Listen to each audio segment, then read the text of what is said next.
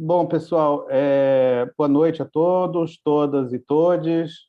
A gente está aqui começando nossa segunda série da formação do setorial ecossocialista do PSOL Petrópolis.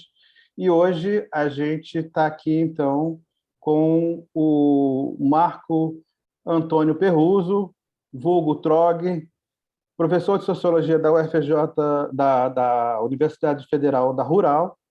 Ele faz pesquisa e extensão sobre formação política junto a movimentos sociais, é militante de base do PSOL do Rio de Janeiro e da Andes SN. Então, Marco Antônio, é contigo. Boa noite, para agradecer novamente o convite, estar com vocês aí, parabéns pela iniciativa. É bom estar com todos aí, com o Bruno aí, com quem eu militei desde o final dos anos 80, a gente é velho, mas nem tanto. Então, anos 80, mas é o final dos anos 80, tá, gente? Não é na época do Lula, início dos anos 80, não. A gente tinha aquilo tudo como referência, acho que ainda tem, né, em alguma medida. E depois eu fui vendo o Bruno, sempre o nome do Bruno aí nas traduções aí dos filmes do Festival de Cinema do Rio, entre outros lugares que eu vi o Bruno aí, acabou que a gente não se encontrava mais direito, né, como normal na nossa vida.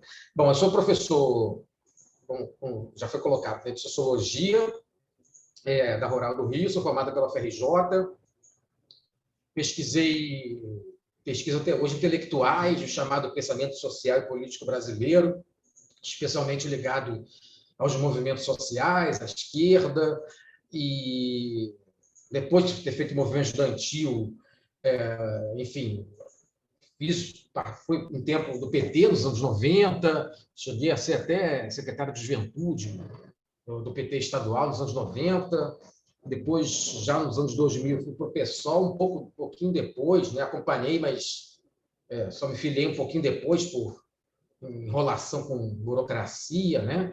E sou professor da Rural desde 2009, antes eu era servidor do judiciário, inclusive. E aí depois, já como professor, a partir de 2012, eu comecei a militar no movimento sindical, o ANDE, né, que é o Sindicato Nacional dos Docentes de Ensino Superior. Teve uma grande greve das federais em 2012, né? E, enfim, aquilo foi importante para eu ficar, né, só na vida acadêmica, mesmo na vida acadêmica estudando temas de esquerda, né, mas ter algum tipo de militância de fato, né, que, como vocês intuem também, né, tem uma dimensão intelectual aí que muita gente trabalha, mas que não necessariamente é desdobrada em militância, né? Na verdade, eu acho até que o raciocínio correto é o contrário, né? A militância que fundamenta aí tem condições de fundamentar uma reflexão crítica, né? De vez em quando eu vou escrever alguma coisinha ali, uma palavra, uma expressão ali só no chat, pode ser, gente? Só para vocês terem uma referência, tá? Quando a gente pensa na análise de conjuntura, e eu já fiz um pouco isso em alguns movimentos, alguns espaços de articulação de movimentos, né? O que eu vou oferecer, digamos assim, para você é uma certa leitura a partir do marxismo, mas de um marxismo, digamos assim, que está um tanto invisibilizado hoje, né? E vou tentar explicar e demonstrar isso durante a minha apresentação, digamos assim.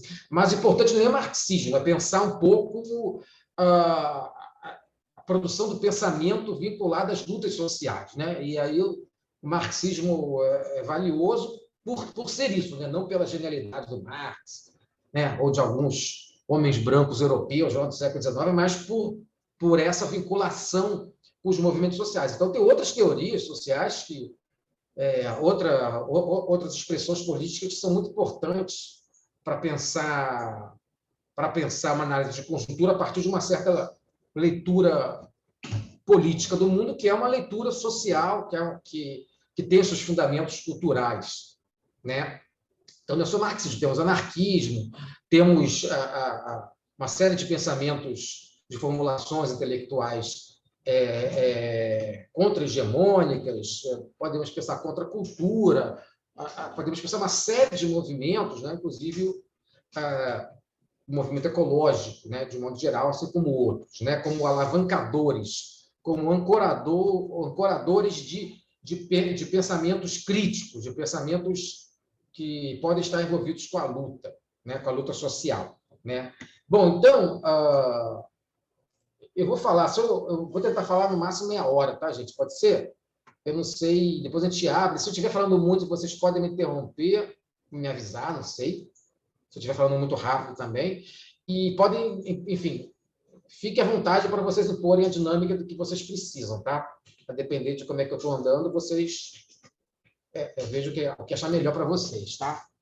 Bom, eu diria que nós temos 3 formas gerais de pensar as sociedades contemporâneas, as sociedades modernas, e, portanto, 3 padrões de análise de conjuntura. E, normalmente, eles não estão muito nítidos para a gente, mesmo, né? Pensando no militância de esquerda, do PSOL, etc. Né? Então, nós temos a primeira teoria social moderna, né? Que é o liberalismo.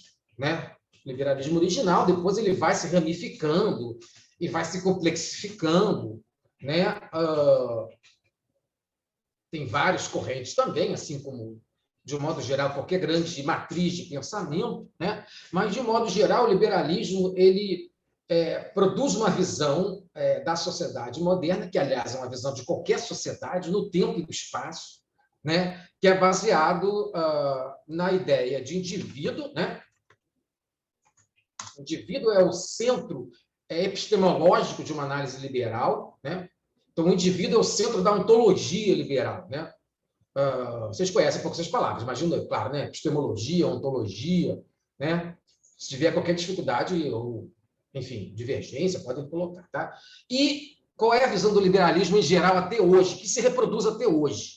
Então, a gente pensa em liberalismo não como uma teoria lá que formularam e que vai ficando por osmose, não. Liberalismo, a gente é liberal no sentido de que a gente tem uma experiência de vida, né? Por estarmos numa sociedade burguesa que nos pressiona a pensar a moda liberal, né? Então, nós pensamos do indivíduo, que indivíduo é esse? O indivíduo que luta pelos seus interesses, né? O indivíduo que faz o cálculo utilitário, né? O utilitarismo é uma das teorias, uma das filosofias, digamos assim, que é a base do liberalismo. Então, os indivíduos correm atrás dos seus interesses, né? E fazem isso, né?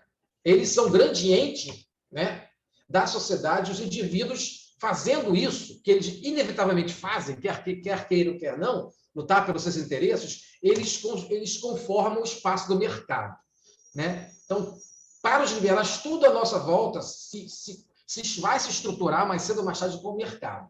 Não só o mercado econômico, tá? O mercado político, né? O mercado cultural, né? Não necessariamente, inclusive, pode ter regras explicitamente capitalistas, digamos assim, nas regulamentações de cada um desses campos da vida.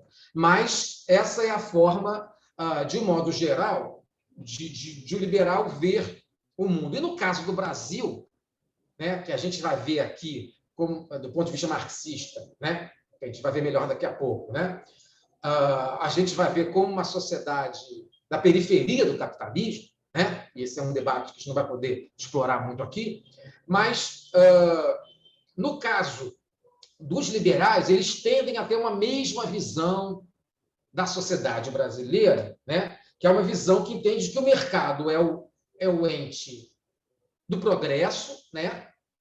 E que tem forças do atraso. Essas forças do atraso normalmente são o Estado, né? Isso que eu estou colocando para a gente ver, em grande medida, no discurso bolsonarista, mas mas mais do que no discurso bolsonarista, é o discurso neoliberal clássico, né? Que a gente já conhece desde os anos 80, 90, mais ou menos, né? Que, com privatização, com desregulamentação, etc., tenta liberar as forças do mercado, porque o mercado é o alocador mais racional dos recursos. Por quê? Porque no mercado que os indivíduos agem. Os indivíduos são mais racionais porque estão lutando pelos seus interesses, né? O Estado não funciona assim. Ele vai tentar funcionar, em tese, na visão liberal, em nome de um bem-estar, mas pensando coletivamente, você introduz irracionalidade no processo, né? Então, na verdade, a grande sacação do liberalismo é que o somatório de indivíduo com o mercado, o indivíduo agindo, conformando o mercado, é uma solução automaticamente, instantaneamente virtuosa, né? Os indivíduos vão se relacionar uns com os outros na medida dos seus interesses, né? E isso está no nosso senso comum, tá, gente? A gente pensa dessa maneira, em alguma medida, né? Na medida que a gente vive numa sociedade burguesa, né? Então, por que a gente pensa na maior eficiência das empresas privadas em relação ao serviço público, né? Porque o dono da empresa vai querer que as coisas funcionem melhor porque está buscando lucro, né? Isso é um exemplo no campo econômico, né? Que é muito sedimentado no processo comum das pessoas. Mas mesmo no campo político, né?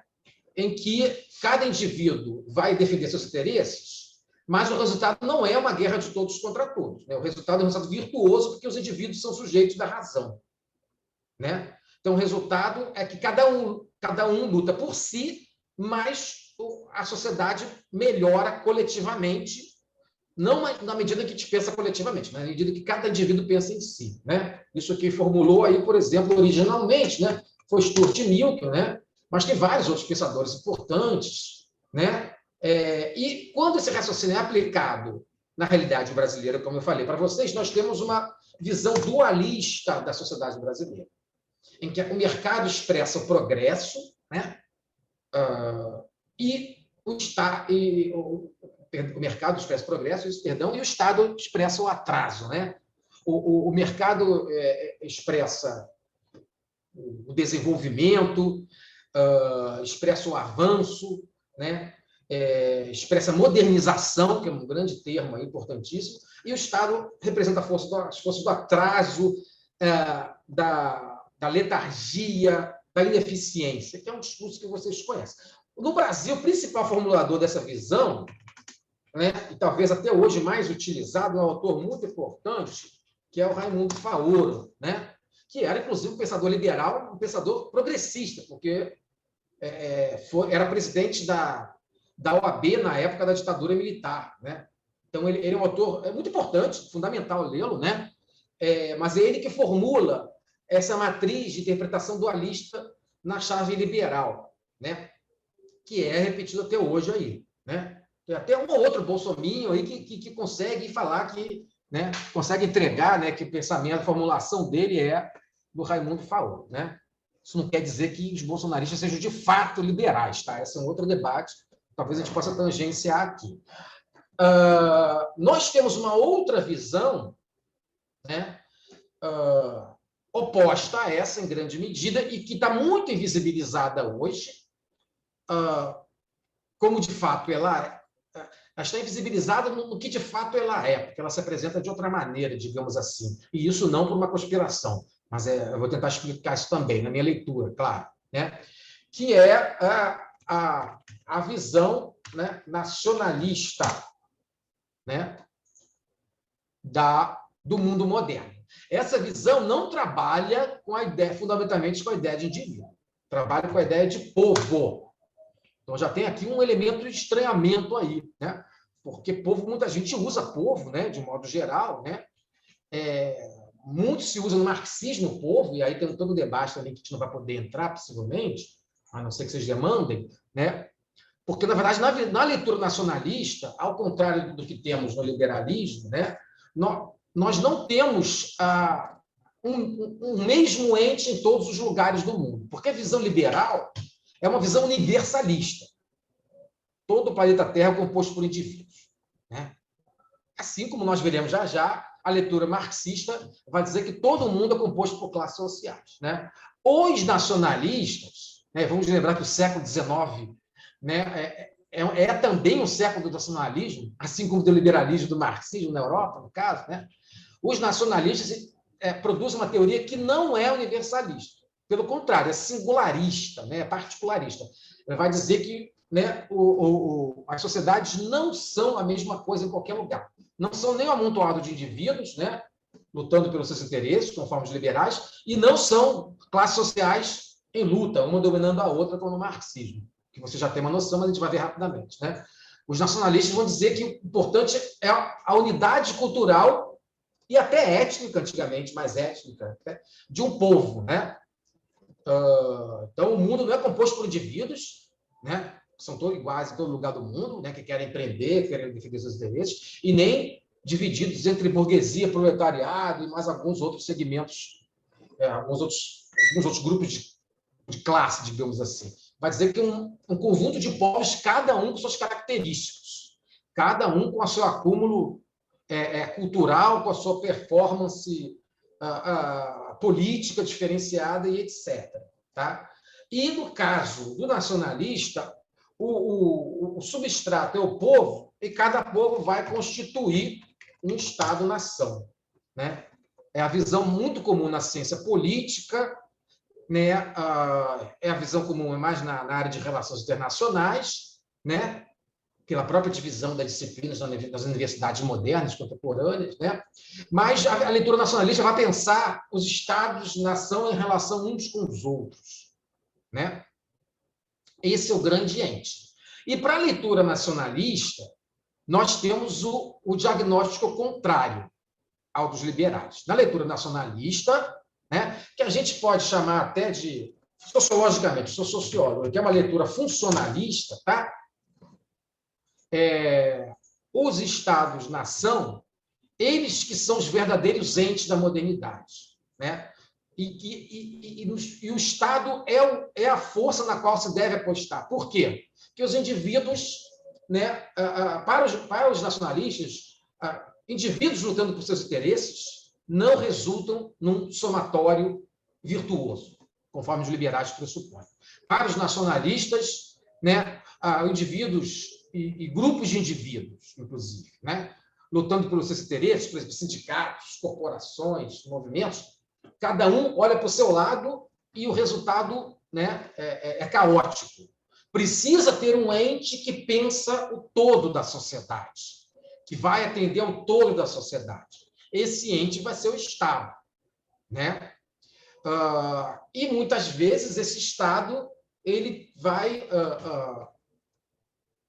ter subsídios, né, de intelectuais que aparentemente pairam por cima dos grupos sociais da sociedade e sabem qual é o melhor destino da nação, né? Sabem qual é o caminho a ser trilhado, né?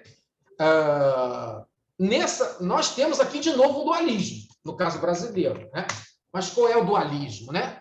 O dualismo é as forças de mercado no Brasil são caóticas. A burguesia é feroz, é escravocrata, é muito atrasada. O mercado no Brasil ele é muito excludente.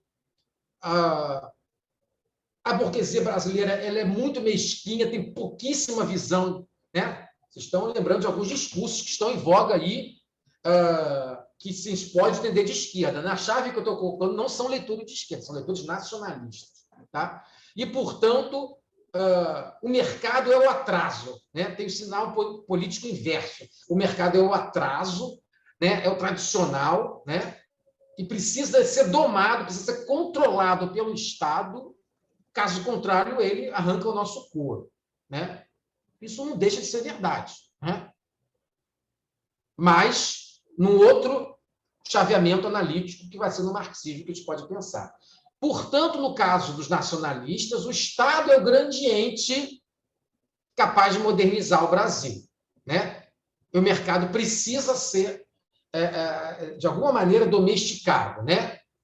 Precisamos ter um estado de bem-estar social no Brasil, né? Precisamos ter uma força que enfrente, né, esse divisionismo, essa luta de todos contra todos que faz o mercado, né? Nós temos vários autores,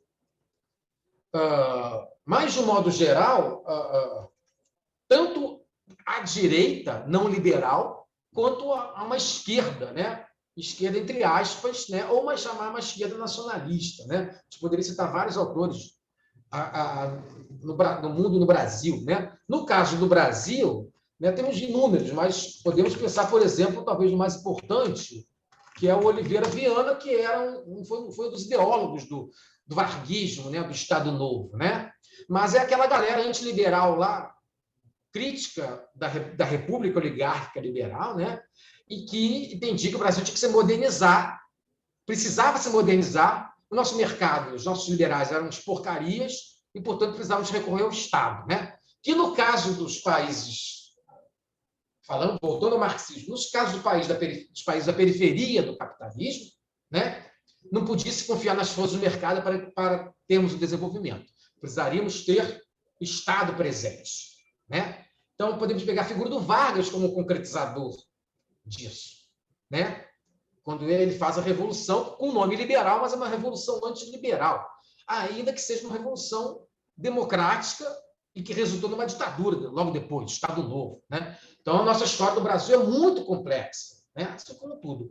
A gente pode pensar nessa leitura aí, se talvez quem lembra um pouco mais do marxismo aí, essa leitura dualista aí que privilegia o Estado em detrimento do mercado, né, é o que, por exemplo, o Marx, no século XIX, chamou de via prussiana.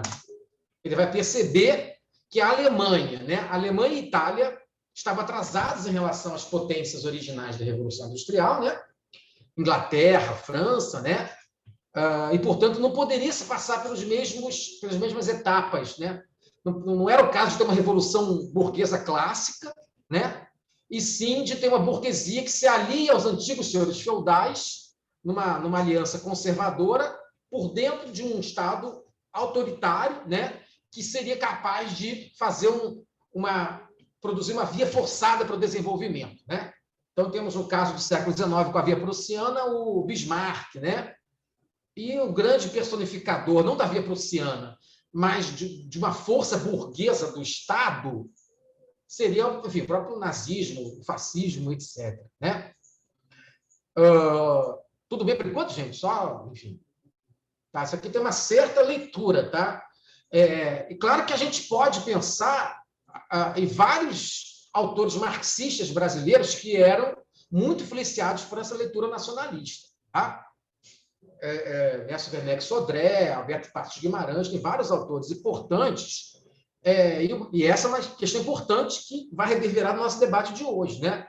A relação da esquerda no Brasil, que se quer marxista, né, com o liberalismo é uma relação, digamos assim, conflituosa, ainda que hoje se fala de esquerda liberal, etc., né, que é um bom debate também. Mas, de um modo geral, o marxismo no Brasil se imbricou, né, se hibridizou muito mais com o nacionalismo, né? E vou mencionar isso já já. E, portanto, nós temos duas visões dualistas aqui que apostam em dois tipos de entes, né, o mercado ou o Estado. Já a leitura de esquerda, né, que parece, em parte, a segunda leitura, né, mas eu quero chamar a atenção justamente de quanto ela é diferente, originalmente, e na história brasileira foi muito diferente, deixou de ser de novo, que a gente está vivendo, no momento, uma conjuntura de colonização da esquerda pela visão nacionalista, tá? É a leitura marxista, obviamente, mas eu poderia usar as anarquista ou outras, né? Mas a leitura marxista, ao contrário do que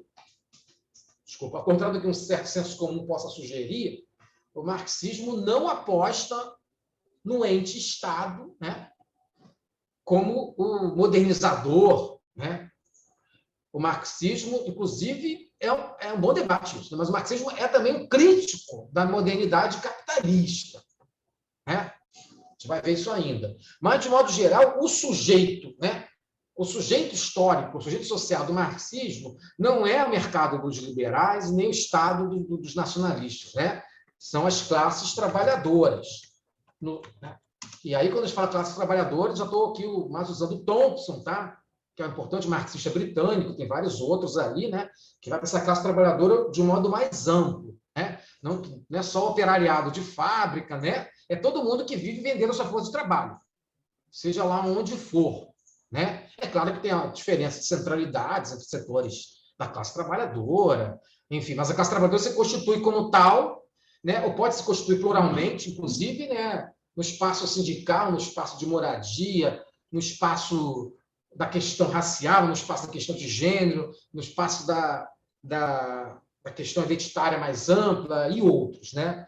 Então, na verdade, o marxismo ele não vai trabalhar, né, nem com a leitura do mercado, nem com a leitura do Estado. Inclusive, né, o autor europeu, que é o grande ideólogo, digamos assim, do Estado-nação, é o Hegel, né, que vocês conhecem, né, que o Hegel é um defensor, né, do papel histórico da burocracia, né, que é quem faz o Estado andar, né, que é quem compõe o Estado. Né? Então, olha como é que, né, a dimensão do Estado-nação se desdobra não na burguesia, que é o ente, que é a classe, né, que domina o mercado, né, e não se trata também da classe trabalhadora no marxismo. Né? Nós temos uma burocracia aí que seria uma burocracia iluminada, que sabe o caminho, que sabe a solução das coisas. Né? A gente pode até voltar aí à República do Platão, né? O debate sobre o saber do poder, poder do saber, desculpa, né?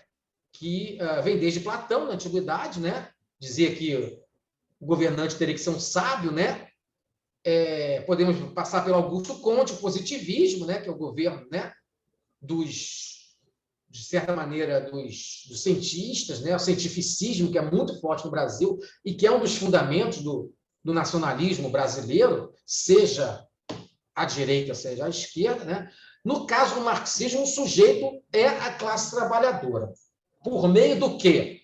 Por meio dos movimentos. Né? E aí, saindo um pouco do marxismo original, do século XIX, para usar um termo do século XX, as classes trabalhadoras elas se organizam, se constituem enquanto sujeitos por meio dos movimentos sociais, incluindo o movimento sindical, pensando o sindicalismo como movimento social e pensando os movimentos sociais como um todo. Então, os movimentos, né, das pessoas que vivem do trabalho, né, esses seriam, para os marxistas, a grande força. E aqui é fundamental a gente reter isso, gente. Veja bem, o sujeito, né, o sujeito na leitura, o sujeito principal da sociedade moderna na leitura marxista são as classes trabalhadoras, de maneira que a grande revolução científica do marxismo foi colocar no centro da compreensão das sociedades, né, a maioria dos membros da sociedade que pertence à classe trabalhadora. Não sei se dá para vocês sacarem isso, ou se eu estou falando uma tremenda obviedade, tá? Mas, de modo geral, a gente não pensa assim. Mesmo boa parte da esquerda já não pensa mais assim. Eu vou tentar mostrar isso. Né? De modo geral, a gente não acredita muito, né, na classe trabalhadora, tanto que, né, tem alguns xingamentos progressistas ou pretensamente progressistas, né, por conta da conjuntura bolsonarista, que são essencialmente antimarxistas. Por exemplo, pobre de direita. Né? Quando a gente fala pobre de direita, parece uma grande novidade ou uma grande contradição, mas, né, qualquer sociedade, se for capitalista, a maioria vai ser pobre de direita. Senão, né, teria essa sociedade se transformada em socialismo. Né? Então, não tem nenhuma contradição. Né? É porque se tem uma suposição ingênua, né, que, enfim, ou que o Lula era de esquerda, ou em que, enfim, votar num partido social-democrata ou progressista, né, não é ser de direita, etc., etc. Né? Mas, de modo geral, o que é preciso entender é que, mais do que uma análise científica das sociedades, eu acho que o principal para a gente, numa análise de conjuntura, até hoje, é a gente pensar, né, na agência, né, na força, no potencial das classes populares. Podemos chamar de classe trabalhadora, classe popular, podemos chamar até de povo, tomando cuidado para não sermos nacionalistas metodológicos, né? Porque a gente está falando aqui de metodologia de análise de conjuntura. Tá? Então, muitas vezes, se a gente analisa focalizando indivíduos, como talvez tenha sido uma preocupação de vocês, né? Da Mel, não sei. Né? Então, a gente faz análise de conjuntura, o que o Lula fez, o que o Bolsonaro fez, né? O que o presidente da Câmara fez. É uma análise totalmente personalista, né? E profundamente liberal, embora possa parecer que não seja. Né? Mas quando a gente pensa aí o que o fulano ciclano fez, né, a gente provavelmente está fazendo uma análise liberal de conjuntura.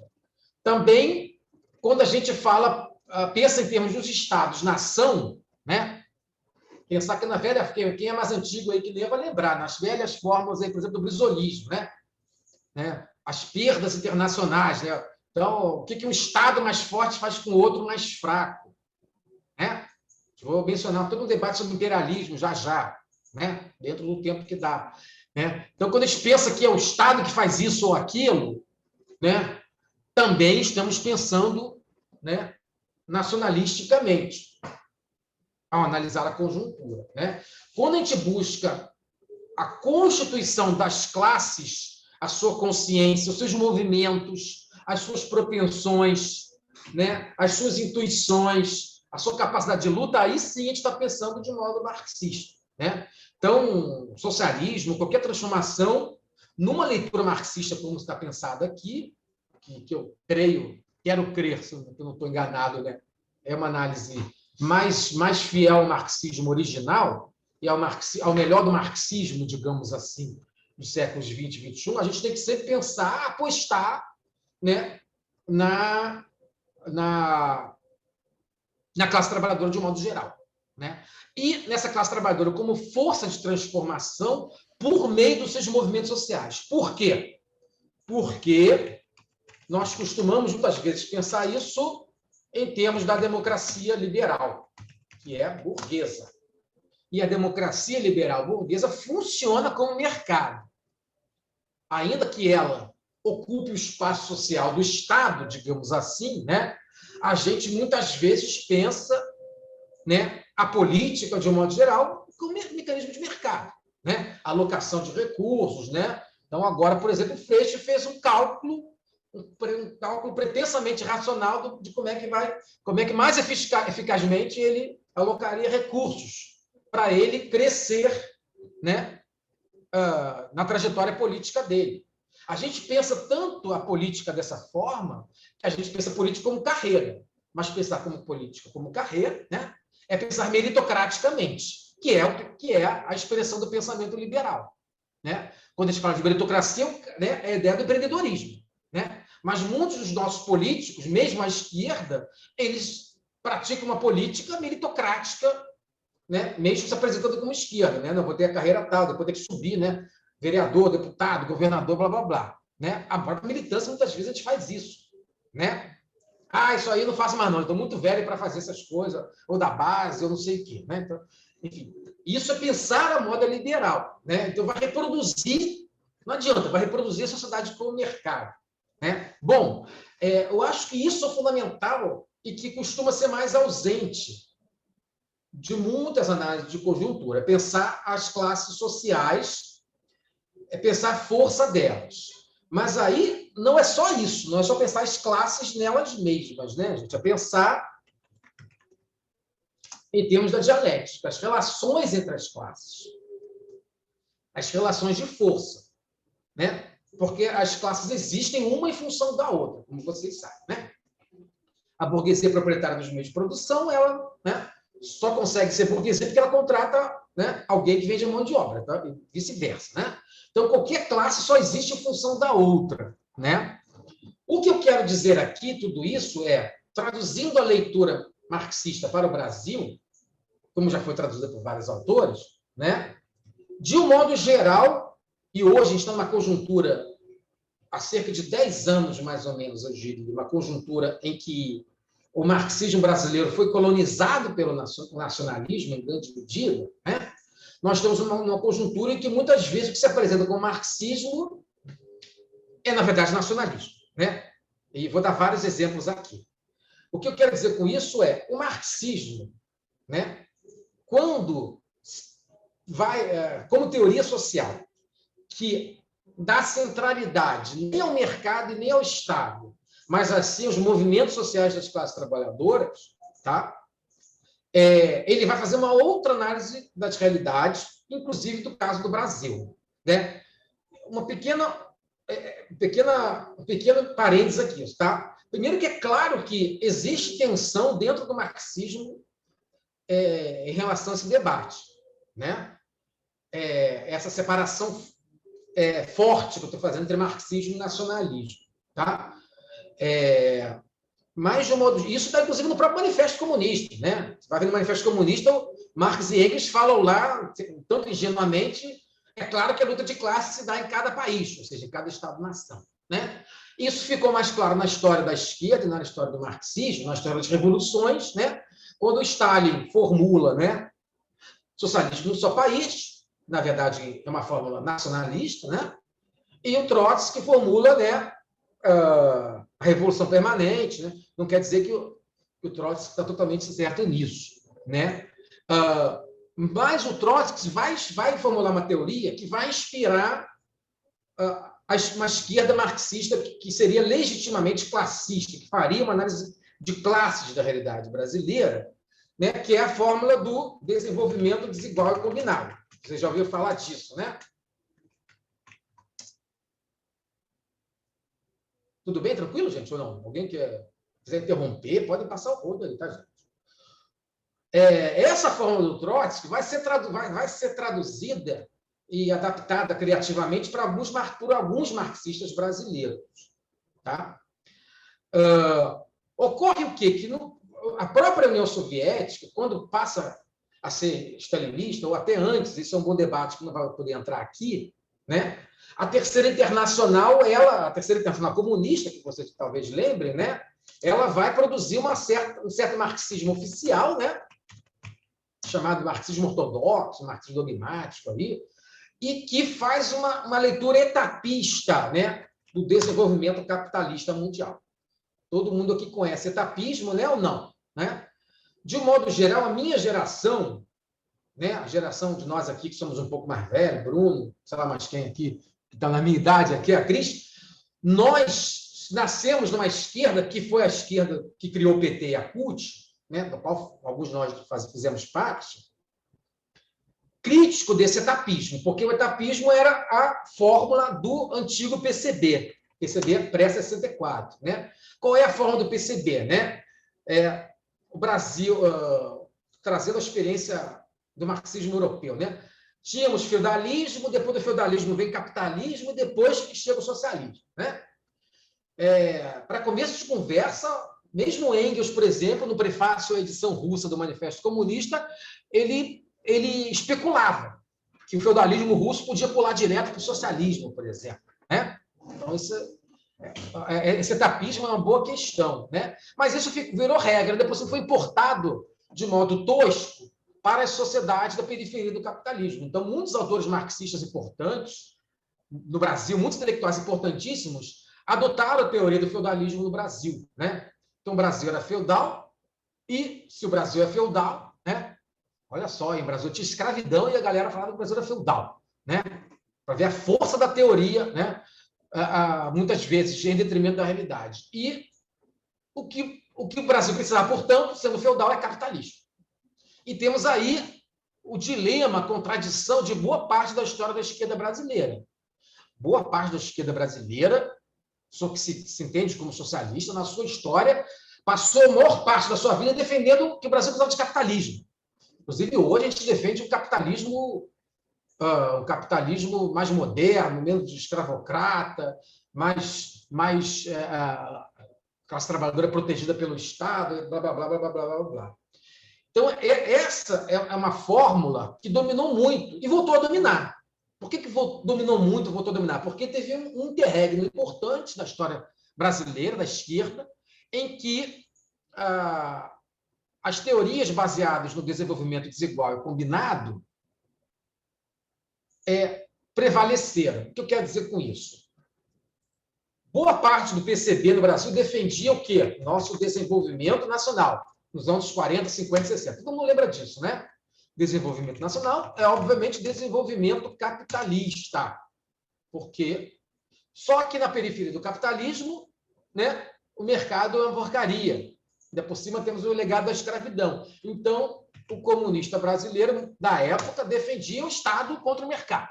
Né? Por isso, o PCB se aliou com o chamado populismo. Né? Esse é dá para discutir o conceito de populismo aqui, ou trabalhismo. Né? Se aliou ali com os herdeiros do varguismo, né? Para defender o Estado, né? Contra as forças de mercado. Né? Depois veio a ditadura militar e acabou com tudo isso. Né? Só que a ditadura militar, a gente vai ver também uma nuance interessante.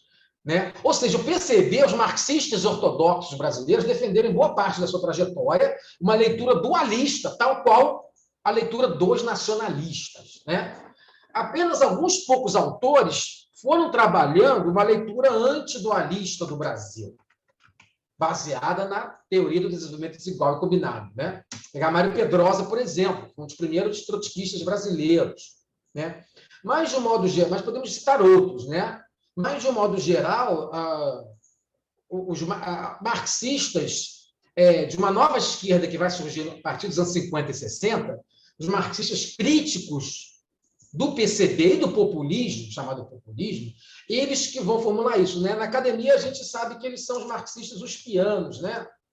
Mas não são só eles. Isso aqui também promove uma guerra civil acadêmica que nem nos interessa entrar, né? Porque depois veio a historiografia importantíssima do trabalhismo da UF, que faz uma outra leitura do populismo, né? Chamando de populismo de trabalhismo. Tem todo um debate aqui que não vai dar para a gente pegar. Afora o debate do que é populismo hoje, né? Que também não dá para pegar. Eu vou mencionar um passando. Mas, de modo geral, esses marxistas críticos do populismo, eles vão formular uma nova leitura do Brasil, que é a leitura antidualista, que talvez vocês conheçam como leitura da modernização conservadora. Tá? Que leitura é essa? No Brasil, né, nós não temos, né, nós não temos um ente moderno separado de um ente atrasado. Né? Uma parte do Brasil moderno diferente do Brasil do atraso. Essa leitura, inclusive, é uma leitura muito anterior, tá, gente? A leitura que talvez na literatura vocês conheçam é a leitura de Euclides da Cunha, né? A leitura histórica dos Sertões, que não leu ainda, um livro maravilhoso, com todos os preconceitos lá que tem, né? Com todos os determinismos da época, né? Mas ali era o Brasil do litoral, era o Brasil moderno, né? O Brasil do interior era o Brasil do atraso. Depois veio outras figuras que... Né? Uma figura importante, que é um estudioso, um brasilianista francês chamado Jacques Lambert, que vai escrever um livro clássico chamado Os Dois Brasis, que vai consolidar isso. A leitura dualista liberal que vocês conhecem, talvez vocês lembrem, é a mais comum no Brasil, a mais recente, é a leitura da Belíndia. Lembra da Belíndia, do Edmar Baixa, economista, um dos criadores do Plano Real? Ele repetiu ali o que o Faoro tinha colocado, inclusive de modo mais tosco do que Raimundo Faoro. Raimundo Faoro é liberal, mas muito sofisticado, né? E os neoliberais, né, como ele, e até hoje, pensam que tem um Brasil, dois Brasis separados. O Brasil do moderno, que é o mercado, e o Brasil do atraso, que é o Brasil do Estado, né, do clientelismo, blá, blá, blá, blá, blá, blá, né? Essa visão é dominante. E nós temos as leituras contrárias. Nós temos as leituras nacionalistas dualistas também. A leitura que vocês conhecem hoje, e que se apresenta muito como de esquerda, mas não é de maneira alguma, é a leitura, por exemplo, da elite do atraso do Gessé Souza, que é um cara muito lido, né, que parece que é de esquerda, né? Claro que estou botando minha leitura aqui, tá, gente? Mas que coloca claramente. Por que nossa elite do atraso? Não, a nossa elite é essa mesma. Se você acha que ela é do atraso, é porque você supõe que ela deveria ser do progresso, mas não é. Né? Então, se espera, eurocentricamente, que a nossa burguesia, né, seja menos feroz, né, cuide um pouquinho dos direitos dos trabalhadores, blá, blá, blá, blá, blá, blá. Né? Por isso que a elite do atraso. Né? Obviamente, o que o Gessé não necessariamente diz, com todas as letras, é que contra a elite do atraso, que é a burguesia, tem uma elite do progresso. Né? Que são, hoje, na linguagem lulista, são a inteligência, né, das políticas públicas lulistas. Né? Então, tem uma inteligência brasileira que sabe o que é melhor para o Brasil. Né? É aquela burocracia ali que eu botei ali perto do Hegel, tá, gente? É aquele segmento social chamado classe média, né? Muitas vezes, equivocadamente, que é um termo muito ruim, que também está muito usado hoje de novo, né? Um pouco essa elite ilustrada que sabe o que é melhor para o Brasil. Né? Por isso que a gente faz, inclusive, essa leitura mais rasa, né? que o bolsonarismo é puro retrocesso, né? Por que o bolsonarismo não pode ser o progresso possível do capitalismo brasileiro, né? Por exemplo, pode ser que ele que expresse melhor o capitalismo brasileiro, né? Não sei, esse é um bom debate. Acho nem que expressa, não. Tá? Mas, voltando, portanto, quando nasce novo sindicalismo, nos anos 70, nos anos 80, quando nascem os novos movimentos sociais, urbanos e rurais, quando nasce o movimento ecológico no Brasil, quando se moderniza o movimento de mulheres, o movimento negro, né? Esses movimentos, essa nova esquerda, ela nasce muito crítica do velho populismo, né? Eu vou botar entre aspas aqui uma frase antiga do Lula, né? Que talvez vocês lembrem, né?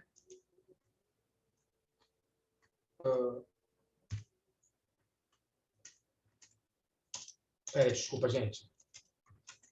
Tá tranquilo, gente? Se estiver cansando, eu posso parar já já, tá? Vocês que mandam. Essa frase maravilhosa do Lula, como sindicalista, tá? O Lula do PT das origens, né? Que é a CLT, o AI-5 dos trabalhadores. Parece uma frase absolutamente lunática, bizarra, né? O Lula de hoje daria na cara do Lula sindicalista, né? Quando disse a frase, né?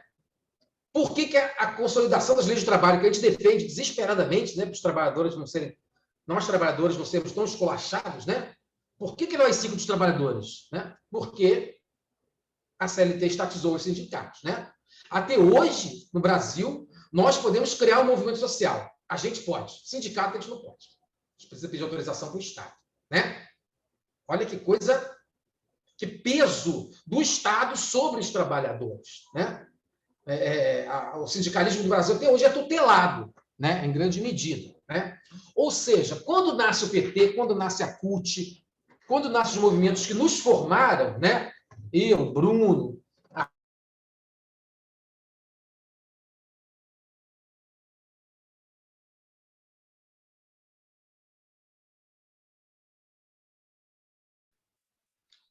Travou aí também. Eu ia perguntar isso. Aqui congelou sim. Ai, achei que era eu. Só. Espera aí, o bichinho está falando comigo aqui, desculpa. Vou botar aqui, então. O que eu quero dizer com isso, então? A esquerda, né, que a gente se formou, né, mais velhos, e que foi o PT das origens, e que o pessoal nasceu por isso, né, faz uma leitura antidualista do Brasil. O que é a leitura antidualista? Aí, um dos autores fundamentais aí é o recentemente falecido Chico de Oliveira, né, que foi do pessoal, inclusive, né, foi um cara importantíssimo, assessor do Celso Furtado na Sudene, lá na época do populismo. Depois ele vai ser professor da USP, antes ele vai pelo SEBRAP, então ele faz autocrítica, digamos assim, do populismo, que seria a expressão do nosso nacionalismo, né? Desenvolvimentista. Aliás, é bom lembrar disso. No caso brasileiro, né, o nacionalismo ele aparece como desenvolvimentismo, né? À toa que antes era nacional-desenvolvimentismo, né, e depois com o lulismo muitas vezes chamam de neodesenvolvimentismo, né? E o Chico de Oliveira e outros autores eles vão colocar o quê? Né? Que no caso de sociedades da periferia do capitalismo, né, o próprio Fernando Henrique Cardoso começou a formular isso, né, mas parou em certo ponto, né? Você vai produzindo progresso, mas o progresso vai repondo e reatualizando o atraso, né?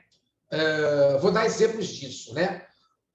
Por exemplo, a leitura nacionalista, desenvolvimentista que a gente fazia, a gente não, que o PCB fazia, por exemplo, nos anos 40 e 50, do latifúndio, né? O Brasil era latifundiário.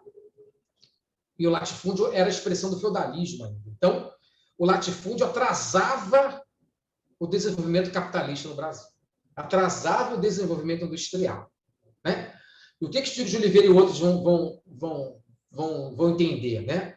O Chico de Oliveira, especificamente, ele vai mostrar que a não existência de reforma agrária no Brasil, né, era funcional, ela complementava e permitia o tipo de desenvolvimento industrial que a gente tinha, né? Porque, inclusive, se passou a se verificar que um país chamado Terceiro Mundo podia se industrializar, né? O Brasil se industrializou na época, era um dos países de maior crescimento econômico do mundo naquele período, etc. Né? Até hoje tem muita gente que tem nostalgia disso, né? Mas, ao mesmo tempo, não existia uma separação entre campo e cidade, ou entre o atraso e o moderno, ou entre o latifúndio e a indústria, né? O que nós tínhamos é uma funcionalidade desses elementos, né? Então, existia uma funcionalidade do latifúndio para a indústria, e onde há progresso industrial tecnológico, há reposição do atraso. Por exemplo,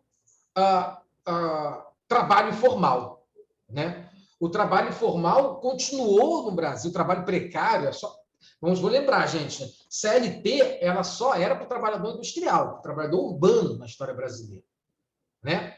Até a Constituição de 88, os trabalhadores rurais tinham pouquíssimos direitos, né? E o campo brasileiro ser desse jeito é que permitia uma industrialização seletiva, concentradora de riqueza, né? A gente pode pensar, por exemplo, como fenômenos que aparentemente são do atraso. Parece que é falta de desenvolvimento, mas é resultado do nosso padrão de desenvolvimento, né?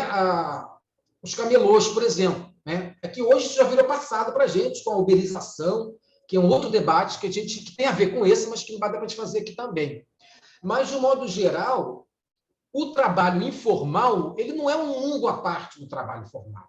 O trabalho formal ele tinha uma complementaridade, né, em relação ao trabalho formal, porque o operário que recebia salário com carteira assinada, da Recebe, né, que tinha direito trabalhista com a CLT, ele se alimentava com a produção propiciada pelo trabalhador do campo que não tinha direito trabalhista. Portanto, o alimento era mais barato, né? Esse é um pequeno exemplo, né?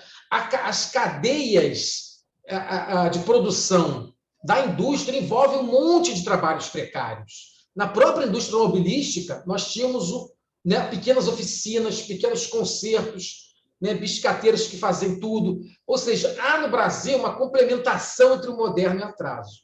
Por isso, não basta você apostar no Estado, né, muito menos no mercado, né? Sempre que você avançar numa política, você vai repor, em algum tipo de desenvolvimento, você vai repor o outro. Tá? Como é que a gente vê isso na história brasileira mais recente? Primeiro que a ditadura militar, aparentemente, né, ela derrubou o populismo, né, por cada ameaça do comunismo. Mas o que fez a ditadura militar no Brasil? Vocês sabem. Aumentou a presença do Estado na economia. Né? Olha como é que o nosso desenvolvimento é desigual e combinado. Né? E depois os militares passaram o rodo nos liberais golpistas, a antiga UDN. Né? Vocês sabem disso. Né? Carlos Lacerda foi um dos que rodou. Né? E aumentou-se a intervenção, para o desespero dos liberais da época, aumentou-se a intervenção do Estado. Né? Se a gente falar para a geração mais nova que existia uma estatal do cinema no Brasil criada pela ditadura, nossa antiga Embrafilme, né? A galera vai achar que está zoando a cara deles. Não, foi a ditadura que criou a Embrafilme. Né? Por isso, inclusive, que os neoliberais hoje atacam tanto certos elementos da ditadura, né? E atacam o Bolsonaro por causa disso, inclusive. Né? Os neoliberais, pelo menos, doutrinários, né? Os vulgarizadores, né? Tipo Miriam Leitão, por exemplo, etc. Né? Então, veja bem, quando o Lula aparece, quando o novo sindicalismo aparece, esses caras, ao contrário do Luiz Carlos Prestes, do PCB, eles sabiam que o Brasil não precisava mais de desenvolvimento capitalista. Né? Porque a esperança do PCB, dos PCBistas, era essa, né?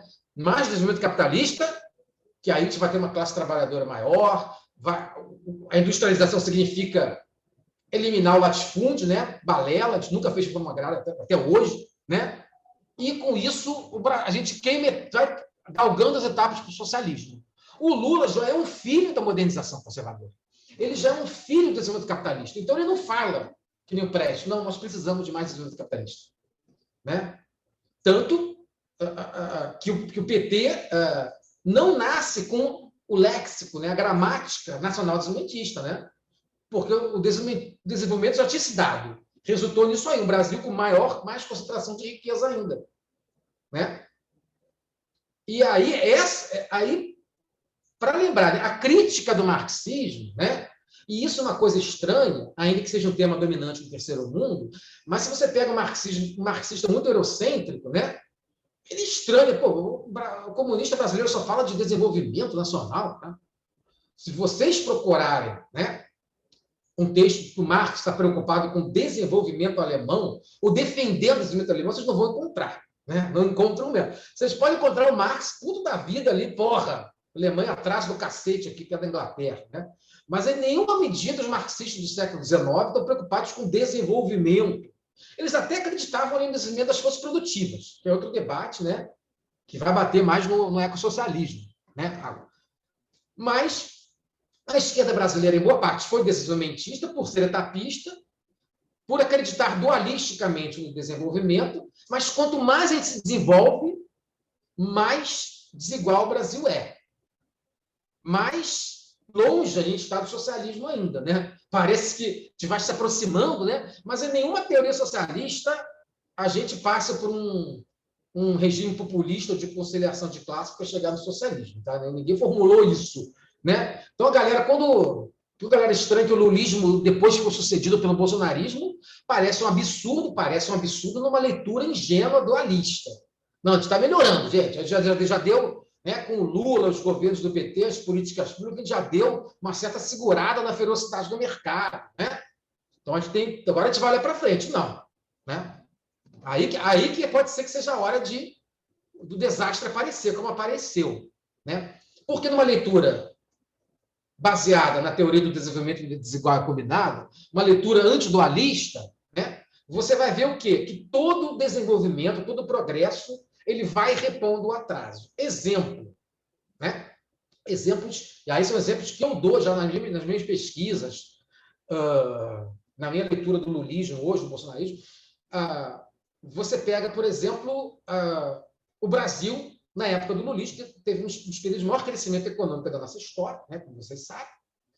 Não é o maior, né? Mas nós tivemos um crescimento do trabalho formal, com carteira assinada. Numa leitura dualista, isso envolve o quê? Se o trabalho formal está aumentando, o trabalho informal está diminuindo. Né? O Brasil moderno está avançando, o Brasil do atraso está diminuindo. De jeito nenhum. A terceirização, a precarização do trabalho aumentou mais rápido do que o trabalho de carteira assinada. Né? Nós temos, por exemplo, políticas públicas de combate ao trabalho escravo. Que bom que tem, e temos que continuar tendo. Né? Só que essas políticas públicas foram fomentadas pelos governos do PT, cujo orçamento, cujas divisas, em grande medida, eram oriundos do agronegócio, como vocês sabem. Né? Ou seja, o agronegócio é o que promove o trabalho escravo, como vocês sabem também. Né? Então, quem combate o trabalho escravo é financiado, né, pelo que produz o trabalho escravo. É a famosa fórmula do enxugar gelo. Né? A gente teve, por exemplo, também maior crescimento das universidades públicas no Brasil. Mas você vai ver as universidades privadas, nos anos do lulismo, cresceram mais rápido ainda.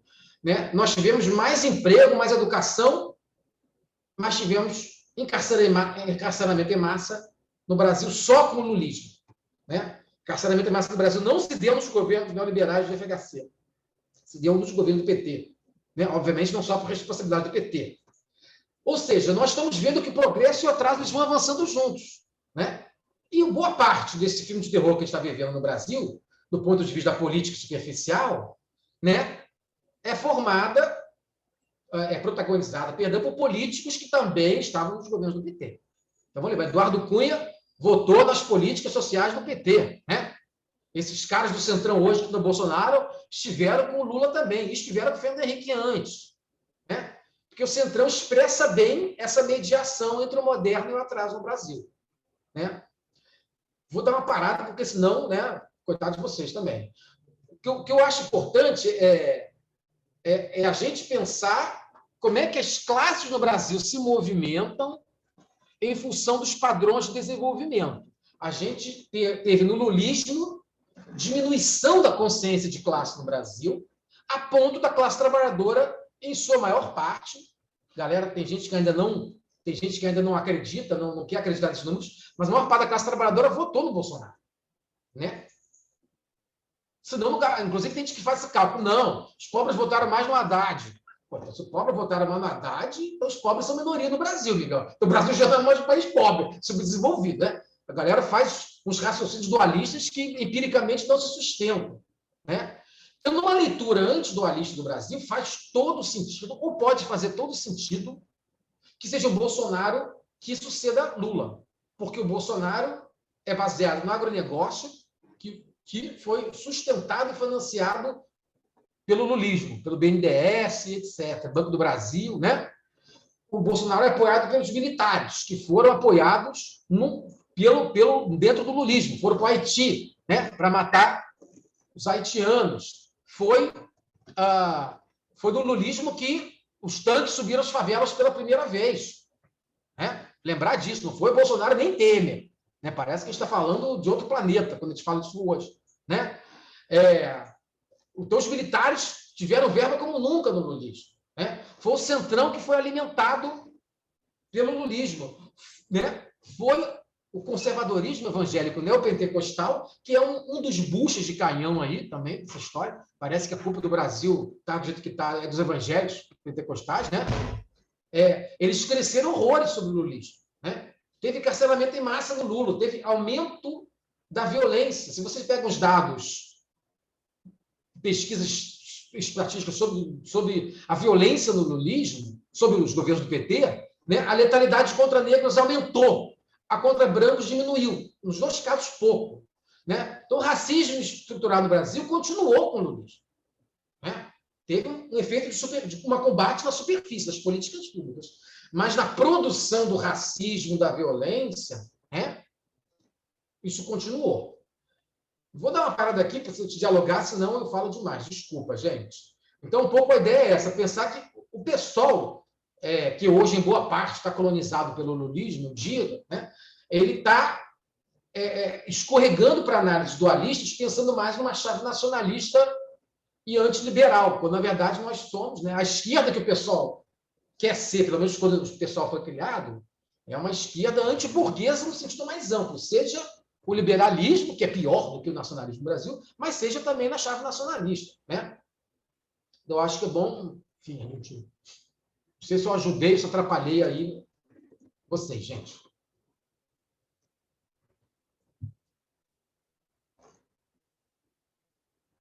Silêncio total. Eu estou no celular, a gente está escrevendo? Acho que já podemos, né? Por mim, tranquilo, gente. Pode, quem quiser escrever no Não, chat, eu só ia falar assim, falando. eu preciso alguns segundos para poder... Segundos não, vou precisar de uma vida inteira, uma outra encarnação, talvez, para compreender isso tudo, mas eu preciso de uns minutos para poder falar. Então, não tem ninguém inscrito, posso falar, né, Bruno? Você que está aí coordenando. Frog, primeiro, obrigada. Eu acho que eu paralisei em vários momentos. Quando você caiu aí, a gente fez o comentário, eu parei na nossa análise liberal. E depois fui acompanhando o raciocínio. Mas acho que não contribuiu muito. Acho que a gente precisa romper com essa visão simplista e superficial e beirando a ingenuidade de se questionar, né? Tipo, que absurdo agora o Bolsonaro, que país é esse, etc. Tipo, eu acho que você trouxe uma perspectiva não é um absurdo. Essa coisa do desigual combinado, assim, é uma sustentação teórica muito... Eu te agradeço, acho que a gente vai precisar de um tempo, a gente deve reassistir, que a gente tem esse hábito, a gente depois fica gravado, porque a gente assiste de novo para processar, leva um tempo, porque é romper com várias questões, e principalmente esse dualismo burro que está emborrecendo a própria esquerda, acho que essa crítica, essa autocrítica que a gente tem que fazer de ficar o tempo todo, tudo vale, eu até detesto essa coisa do bolsonarismo, lulismo, usar esses ismos que dá uma grandeza para uma figura, né? A gente usa esse sufixo lá para budismo, para esses ismos todos têm todo um significado na linguagem que eu até me incomoda, mas de tudo isso, para além do agradecimento e de aprofundar e da gente sair dessa ingenuidade, tem uma questão que agora a gente vive ouvindo, que é essa coisa, agora é barbárie versus civilização. Eu queria te ouvir um pouco sobre essa barbárie versus civilização, porque eu não sei se a gente saiu da barbárie em algum momento. Exatamente, nunca saímos. Não sei se eu posso falar agora, ou se vocês falam 2 ou 3, não sei. Vocês que sabem.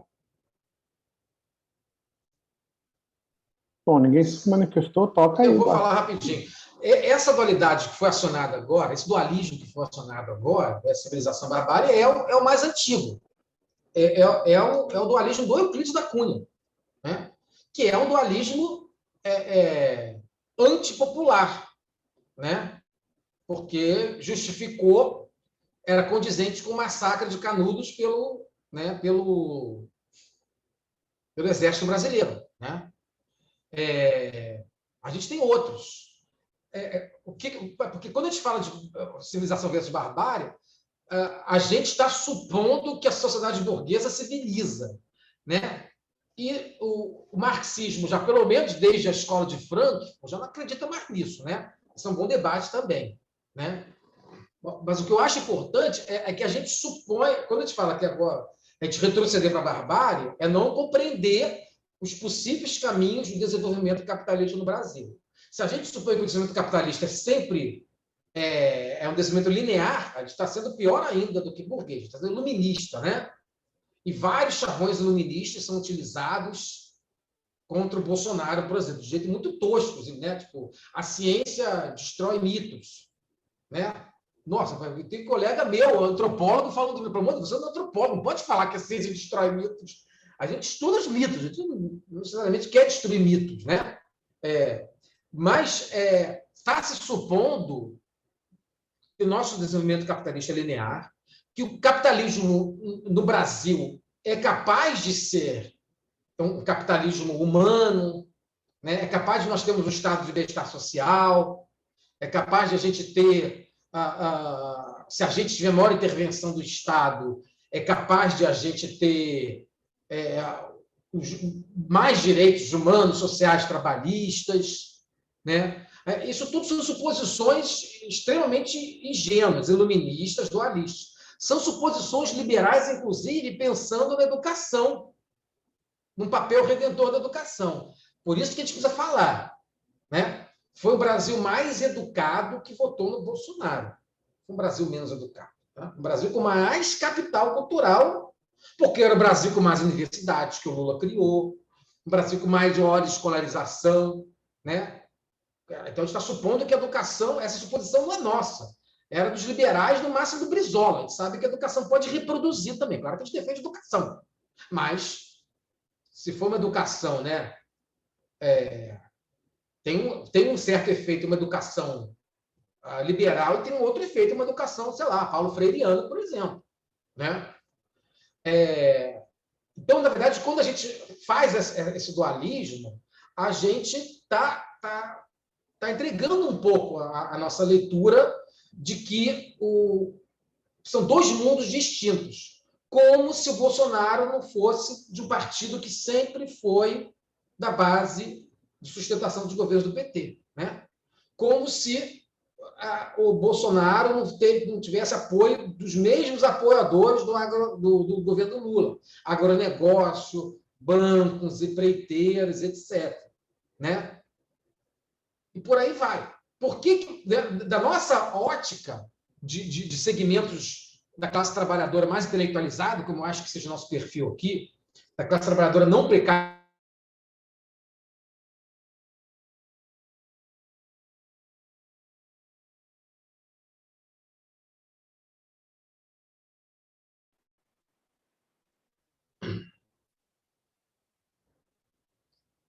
Fiquem à vontade aí. Eu vou colocar... Podem colocar questões ou vocês estão muito cansados aí? Não sei também, vocês que sabem. Eu vou colocar aqui outros pontos aqui.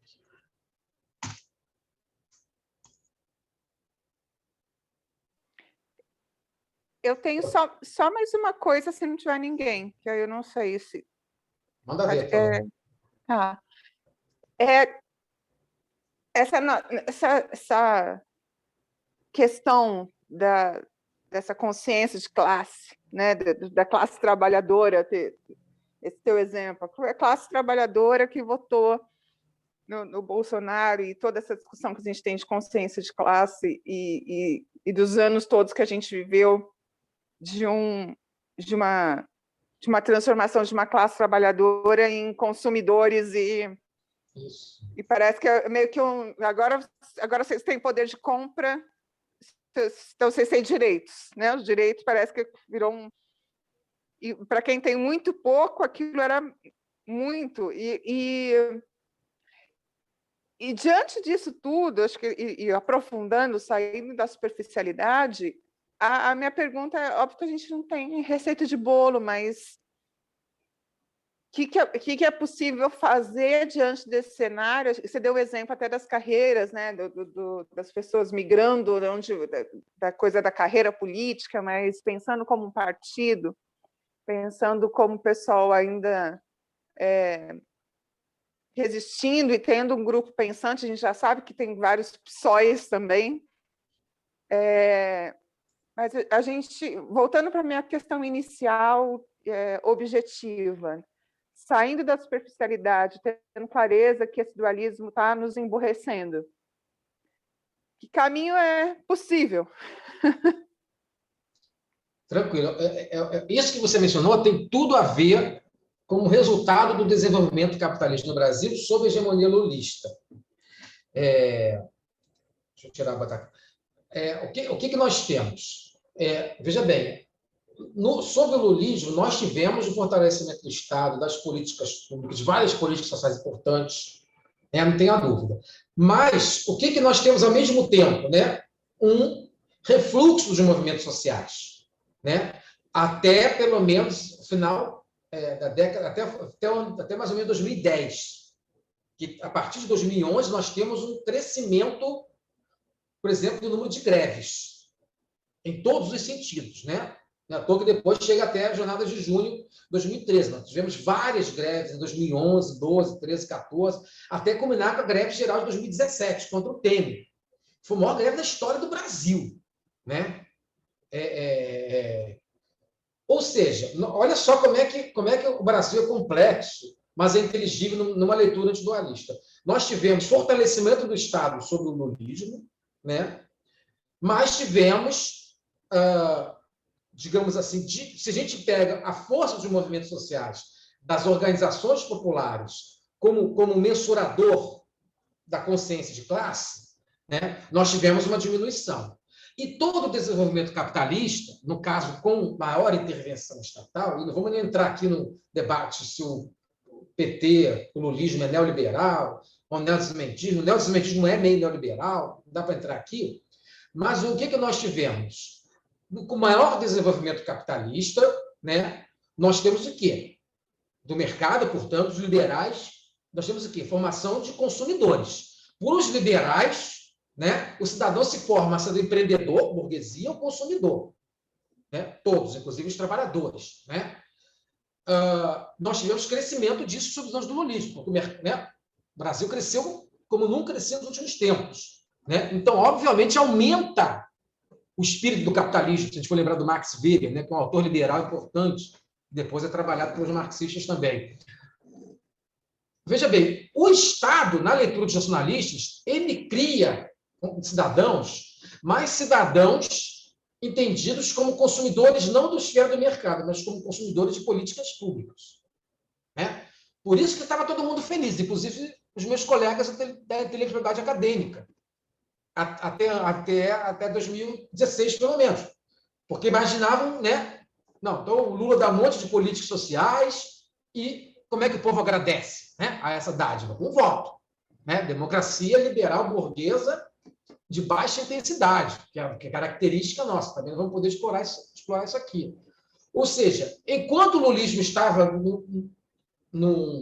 na crista da onda, a classe trabalhadora foi perdendo consciência de si como classe e foi se tornando aderindo ao espírito do capitalismo, a ideologia do empreendedorismo, né? Ou foi, como até o primeiro governo Dilma, se comportou como clientela política do lulismo, votando sempre no lulismo, ganhou várias vezes, né? Só que veio a crise econômica mundial, né? Em 2008, né?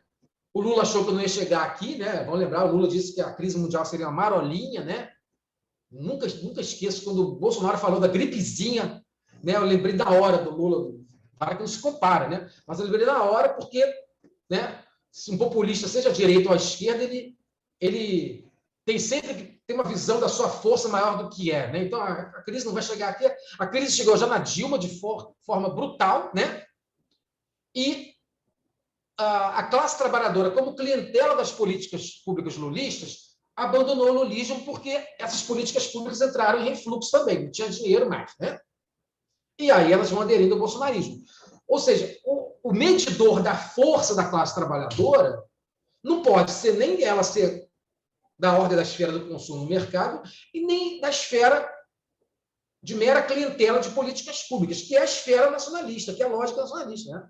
Porque ela se perde como classe. Vamos lembrar, o marxismo não aposta nem no mercado, nem está aposta nos movimentos sociais da classe trabalhadora. E isso ela foi perdendo, né? Por uma série de motivos. Tem toda uma oscilação nisso, né? Temos vários exemplos positivos também de Lula, ocupação de escola, né? Tem muitos, Primavera das Mulheres, muita coisa, muitos movimentos de povos tradicionais, um monte de lutas no Brasil, né? Essa leitura derrotista, inclusive, né, de onda conservadora, sobre fascismo, né? Se tivesse sobre fascismo, a gente poderia estar fazendo essa reunião aqui, por exemplo, né? Não poderia estar todo mundo xingando o Bolsonaro nas redes sociais em público, né? Então o pessoal se achava até sobre ditadura, né? Era realmente um pânico ali, né? Que realmente não corresponde à realidade. Então, na verdade, a gente mede a questão social do ponto de vista da classe trabalhadora pela força dela mesma. Nem pela potência do mercado, nem pela potência do Estado. Tanto que o Estado ele foi repondo a força dos mercados, o lulismo caiu, esse mercado aparece com força, né? E a classe trabalhadora ficou grandemente desarmada por conta da fraqueza dos seus movimentos sociais. Embora tenha vários elementos aí promissores, né? Break dos apps, dos trabalhadores de aplicativos, etc, etc. Agora, um exemplo que eu posso dar para vocês, como a nossa leitura é diferente, é o exemplo do auxílio emergencial. O auxílio emergencial, que a gente impôs para o Bolsonaro não queria, vocês lembram, né? O auxílio emergencial é a maior política social da história do Brasil, em termos de grana envolvida. E foi o Bolsonaro que implementou. Né? Olha que dureza, olha como é que o Brasil não é fácil de entender. Né? Viesse um ET do espaço agora, caraca, auxílio emergencial, a maior política da história dessa região aí, do chamado Brasil, né? Quem é que fez aí? Bolsonaro, pô, esse cara deve ser bom, né? A desigualdade no Brasil durante o período do auxílio emergencial, primeiro, nessa merreca de agora, né? Fez a desigualdade no Brasil diminuir em um ano, durante a pandemia, né? O caos total no Brasil, né? Genocídio, mas a desigualdade diminuiu mais do que em 10 anos dos governos do PT. E isso sem a classe trabalhadora estar com pretextos representantes seus no governo, no Estado. Mesmo assim, a classe trabalhadora sem movimento, como diz na linguagem gramsciana, mesmo na lógica passiva, a classe trabalhadora impôs o auxílio emergencial, porque não foi uma decisão nem do Paulo Guedes, nem do Bolsonaro, nem do Rodrigo Maia, né? Foi a decisão, se a gente for fazer uma leitura liberal. A gente pode fazer essa leitura. Ela não é totalmente errada em algum nível, né? Não, os caras ali são representantes da burguesia e o Brasil ia cair no colapso total, né? Ia ter quebra-quebra, ia ter uma revolta popular, né? Você pode dizer, não, olha, você pode dizer a moda nacionalista, olha a força do Estado aí. O Estado salvou o Brasil de novo, né? Mas depois acabou o auxílio emergencial, gente, né? Então, quer dizer, gente tem que ver um pouco a força da classe trabalhadora em movimento e não só esses grandes atores, que muitas vezes chamam da grande política, né? A gente tem que tentar ver molecularmente, né, a política de trabalho de base, né, onde que está a classe trabalhadora, o quanto que o neopentecostalismo ele é uma ideologia da disciplina do trabalho, né, por exemplo. Né? Então, tem uma série de fatores envolvidos aí para a gente pensar em termos da movimentação de classes, né? E para pensar fora dessa lógica do desenvolvimento. Daí o paradigma ecológico ou ecossocialista é fundamental, né? Vamos lembrar, gente, só de novo pensando no marxismo original, né? Socialismo não é o resultado, né, de um desenvolvimento capitalista. Socialismo é uma outra sociedade, né? É uma outra organização de sociedade. Quanto mais a gente desenvolve o capitalismo, a gente mais desenvolve o capitalismo. O capitalismo continua. Aparentemente bonzinho com o Lula, aparentemente, ou na prática, mais malvado mesmo, com o Bolsonaro, mas tudo é capitalismo, né? A nossa luta, se a gente for marxista, vamos dizer assim, fiel à letra, né? A gente não luta pelo desenvolvimento. A gente não luta, inclusive, nem pela pobreza. A gente luta contra a desigualdade, né? Porque a pobreza vai ser sempre... Você pode acabar com a pobreza dando dinheiro para todo mundo, mas ela vai ser reposta pelo capitalismo, né? Então, a pobreza é consequência da desigualdade, né? O liberal é que olha a pobreza é um problema, isolado. Ela olha de modo estanque, né? Tem o Brasil pobre. Se a gente der dinheiro para o Brasil pobre, o Brasil melhora. Não, o Brasil pobre é o que produz para o Brasil rico. A gente sabe disso. A gente acredita em luta de classes, né? E a dialética da luta de classes bota as classes umas em relação às outras, inclusive moderna em relação ao atraso também, no caso da periferia do capitalismo aqui. Então, a gente luta contra a exploração do trabalho, a mais-valia, né? Tem que procurar qual é...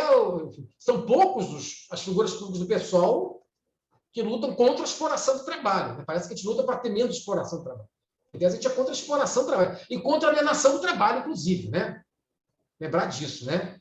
Que tem a ver, inclusive, também com o paradigma ecossocialista. Né? Já saí falando de novo, gente, desculpa. Não sei se tem mais questões. Fiquem à vontade, gente. Eu fico falando aqui, claro que estou animado, né? Quem está ouvindo pode estar meio arriado, com sono. Eu sei que é dureza aí. Estou acostumado com os alunos também no ensino remoto.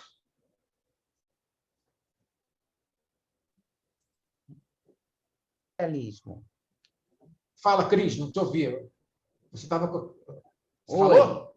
Pode falar. Falei. Fala um pouco do ecossocialismo. Essa é uma questão... O que você acha que se é... Perfeito. Olha só, gente, esse, por exemplo, é uma questão que nos diferencia muito nitidamente, não só dos liberais, que são crescimentistas, né? Eles querem crescimento econômico do Brasil sem mudar nada, né? Crescimento é o que importa, né? Mas os nacionalistas são desenvolvimentistas, eles também entendem, né, que desenvolvimento econômico é fundamental. Lembrando que a ideia de desenvolvimento no lulismo ainda é mais rebaixada do que o antigo nacional-desenvolvimentismo, embora ele mesmo, o nacional-desenvolvimentismo, não cumprisse as suas promessas, né? Se a gente for analisar, tem um monte de contradição ali, né? Mas, de modo geral, a suposição burguesa é a mesma. O que nós precisamos é de crescimento ou desenvolvimento, seja para liberais, seja para desenvolvimentistas, né? Para o marxismo, partindo do pressuposto que nós não somos etapistas, né? Que o marxismo não deve procurar o desenvolvimento, e sim procurar a construção de outras relações sociais de produção e de cooperação, né? É que se encaixa o paradigma ecossocialista, que eu acho coerente com esse marxismo crítico, né? Com esse socialismo mais crítico, né? Do chamado progresso burguês, né? É o que, por exemplo, um marxista muito importante do Brasil, né? Que é um crítico literário, aí, o Roberto Schwartz, né? Alguns de vocês talvez conheçam, né? Mas tem outros, né? Ele colocava no Brasil o progresso é uma desgraça, porque ele produz, progresso é isso, é assassinato de sem terra, progresso é a destruição da floresta amazônica, progresso é desterritorialização das comunidades ribeirinhos das populações tradicionais, progresso é o neoextrativismo, né? Parece que a gente pode querer o progresso na periferia do capitalismo, que não tem nada disso. O pacote é completo, né? Pode ser que a gente consiga diminuir o grau de exploração, não tenha dúvida. Mas a diminuição do grau de exploração não se dá pelo empoderamento do Estado necessariamente. Na verdade, numa leitura marxista, o empoderamento do Estado contra as forças do mercado, a gente defende o serviço público, por exemplo, a gente defende mais Estado, ou a gente defende a estatização dos meios de produção, não porque o Estado seja mais eficiente do que o mercado, mas porque o Estado é mais permeável às classes trabalhadoras. Né? Isso normalmente é esquecido. Né? Então, parece que a gente defende uma estatização puramente porque o Estado é mais eficiente, né? Porque o Estado a gente pressiona mais facilmente politicamente do que o mercado. Mas a gente pressiona o mercado também, vou lembrar disso, né, gente? Só pegar aí movimentos negros, movimentos de mulheres contra as empresas privadas, etc. Tá? Mas o ecossocialismo é justamente um elemento do paradigma antiprodutivista do marxismo, e que hoje está... veja bem, tem uma certa visibilidade da ecologia, não tenha dúvida, né? Mas existe uma retomada, não só no Brasil, mas no mundo, de leituras produtivistas da economia dentro de gente que dentro de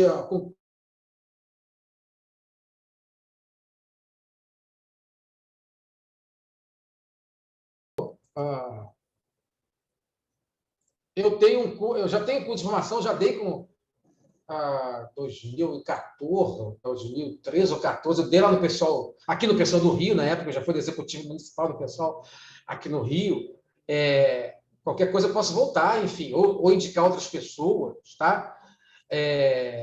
Mas só para concluir, eu vou dar só 2 exemplos de colonização, digamos assim, do marxismo da esquerda, pelo lulismo, pelo nacionalismo metodológico, né, nessa conjuntura que a gente vive. Né? E eu acho que aí o ecossocialismo é uma força fundamental para pensar de modo diferente esses elementos. Né? Por isso que eu acho que o ecossocialismo é uma das grandes potências. Né? Outra, inclusive, é os movimentos identitários, né? Que também são lidos aí de modo, eu acho, muito confuso, né? Não que não possam ter um diálogo com o liberalismo, né? Mas também tem um diálogo com os movimentos identitários com os movimentos sociais em geral. Né? Então, acho que tem uma confusão aí que de certa maneira, essa visão dualista e do lulismo ajudou a bagunçar, né? E que muita gente bota a culpa em tudo, né? Para o Brasil está vivendo. Né? Até no chamado identitarismo, né? Só não bota a culpa no lulismo, né? Como se não fosse ele o fenômeno que acabou sendo o fenômeno dominante que resultou. Vou dar um exemplo. Por exemplo, a gente hoje fala de imperialismo de um jeito totalmente nacionalista. Né? A gente fala de imperialismo, os Estados Unidos não querem o desenvolvimento do Brasil. Gente, essa frase tem zero de marxismo, nada de marxismo. Né? As grandes empresas, as grandes corporações não querem que o Brasil desenvolva. Gente, só pegar o imperialismo em Lenin lá, tá? É o imperialismo que nos desenvolve, gente. Né? Se a gente pensa que, se a gente analisa do ponto de vista marxista, as classes sociais, a gente não analisa nem os indivíduos no mundo e nem nos Estados-nação, primordialmente. A gente analisa o movimento internacional do capital e as classes, né, em luta em todo o mundo, não só na periferia. Então, veja bem, o que o Lenin falava? O imperialismo é que produz o desenvolvimento. Né? Como é que o PT pode dizer, por exemplo, combate o imperialismo se a Dilma, o Lula comemoravam quando uma empresa estrangeira vinha no Brasil? Isso é que é imperialismo, gente. Né? Então, hoje a gente usa um conceito totalmente... Hoje, a gente, enfim, está mais no senso comum o uso do conceito de imperialismo que é totalmente antimarxista. Né? É o imperialismo que nos desenvolve, gente, porque nós temos desenvolvimento capitalista, nós não temos desenvolvimento socialista. Né? Tanto que uma coisa está muito na moda hoje, e que não é necessariamente uma... Não pode... ela pode ajudar a produzir boas leituras, mas normalmente não produz, por exemplo, o conceito de guerra híbrida, que é um conceito totalmente elitista, além de conspiratório, né? Para não dizer isso, mas que ignora as relações entre as classes sociais. Então, é os Estados Unidos, é a CIA, né? Ou o Moro, né? Não que ele não seja um canalha, um pilantra, né? Então, tem uma conspiração, né, de alguns indivíduos, com apoio de alguns Estados-nação, que engana as classes de países inteiros, né? Isso aí é fornecer muito pouca capacidade de reação dos trabalhadores, né? Por isso que, exatamente, é o discurso dominante hoje dessa leitura dualista do Brasil que o lulismo produziu, né? Então tem uma conspiração, não é à toa que o próprio bolsonarismo trabalha com conspiração também, né? Então tem um conjunto de elites no mundo que produzem guerra psicológica, né? Que nos controlam pelos dispositivos, não que não tenha isso, tá, gente? Mas isso é do ponto de vista minimamente sociológico, né? Não conspiratório, né? E aí a gente ignora totalmente. Se a gente acha que, como o Gilberto Carvalho, que era o secretário, ministro da Secretaria-Geral da Presidência da República na época do governo Lula, quando aconteceu em 2013, ele falou: pô, brasileiro trabalhador foi ingrato com a gente, né? Pedindo que a clientela agradeça pelo benfeitor, a burocracia, né? Lembrar do Hegel aí, né?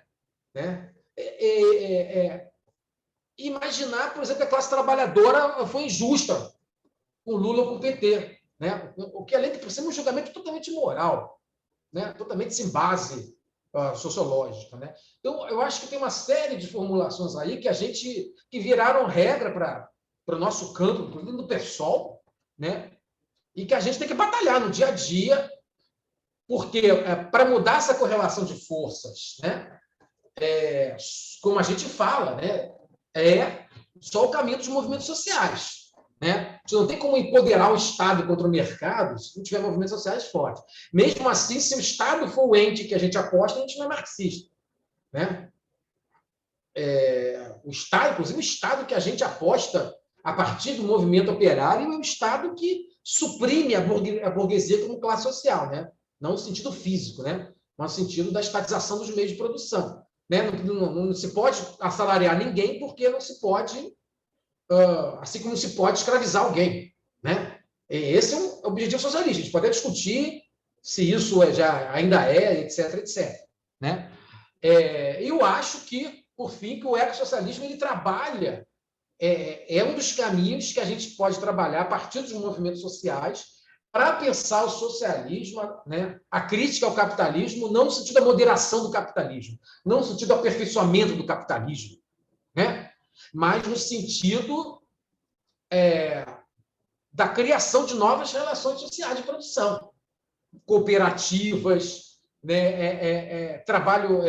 Trabalhos comunitários, um monte de iniciativas que tem e que são totalmente deixadas de lado. Não, elas são experimentadas pela classe trabalhadora no Brasil, né? De inúmeras maneiras, mas elas são desconsideradas. Parece que para chegar ao socialismo tem que tomar o poder do Estado burguês, né?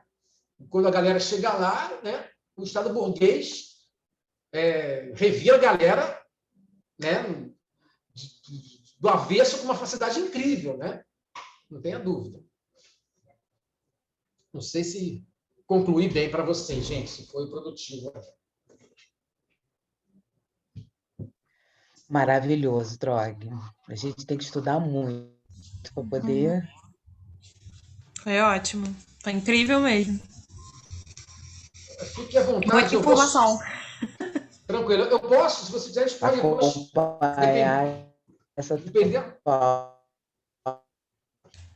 aula maravilhosa. Muito obrigada. Obrigado. Olha só, eu vou... Se vocês quiserem, eu tenho mais ou menos o curso mais que um pouco história dos movimentos sociais da esquerda no Brasil, que, enfim, dependendo da dinâmica de vocês, eu posso mandar alguma coisa, né, ou a gente se encontrar de novo, fique à vontade, ou indicar, ou eu sugerir nomes também. Claro que vocês vão procurar milhões de outros nomes, e vocês têm outras demandas, tá? Mas eu estou à disposição aí.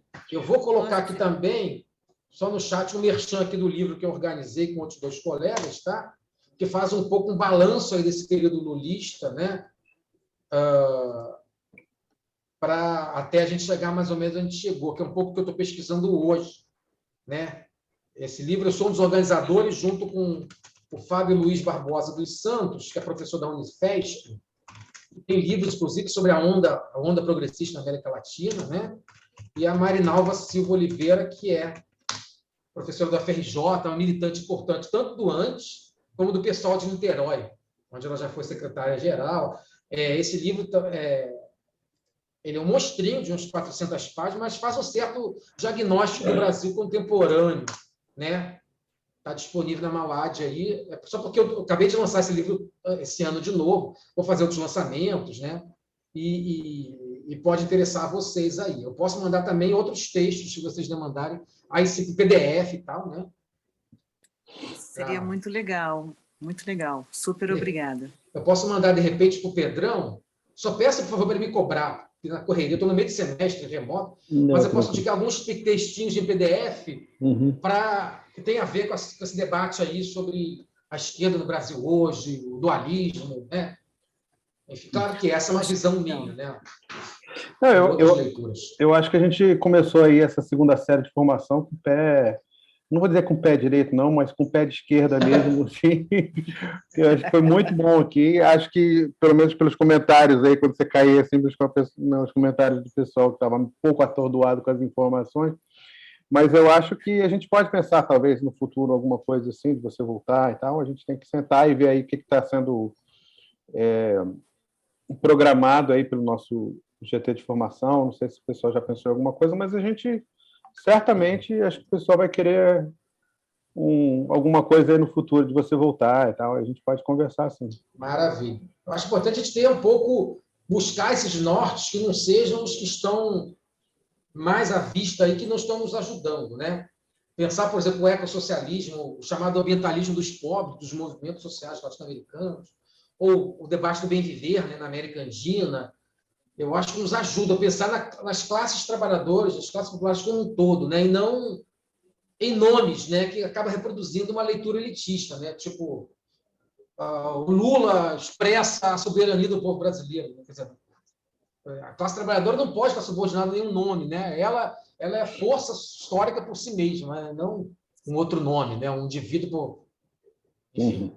Mas brigadão, gente. Acho que foi ótimo aí. Desculpa aí qualquer problema. Super obrigada. Tá? Maravilha. A gente agradece. Descansem e se cuidem aí. Valeu, querido. Obrigada. Abraço. Valeu. Tchau, tchau. Muito obrigado mesmo, gente. Tchau, tchau. Valeu. Tchau.